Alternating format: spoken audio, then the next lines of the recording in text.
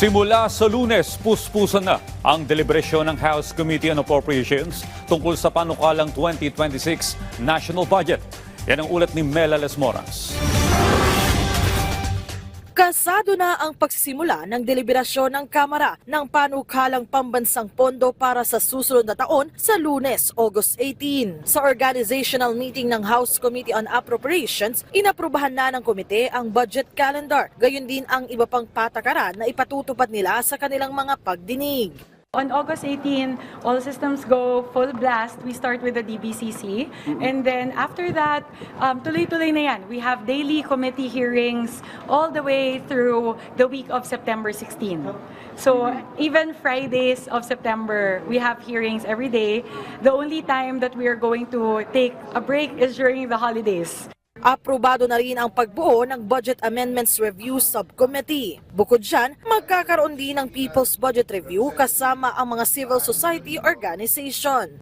Yun po yung kinomit ko na magkakaroon po ng engagement yung Committee on Appropriations sa ating mga civil society organizations at people's organizations. Pwede nilang ilatag lahat po ng kanilang mga tanong at kanilang mga suhestyon patungkol po sa ating budget. Sa pangunguna ni House Speaker Martin Romualdez, una na ring binigyan ng Kamara ang mga civil society group ng kopya ng proposed 2026 national budget. Giit ni Speaker Romualdez, hindi lang ito basta dokumento, kundi maituturing na lifeblood ng pamahalaan mula sa mga pinaghirapang buwis ng taong bayan. Kaya't para makuha ang tiwala ng publiko, dapat anyang makita at maramdaman ng mga Pilipino na sa kanila ang pondong ito.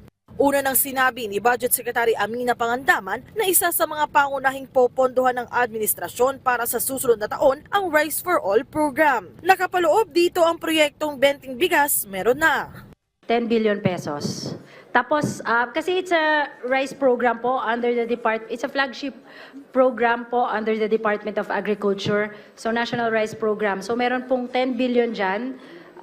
For that, and then nakapasok po kasi siya sa isang programa under that, which is Rice for All. And then meron 29 billion, almost 30 billion kasi yung sa RCEP, yung bagong batas po natin sa RCEP.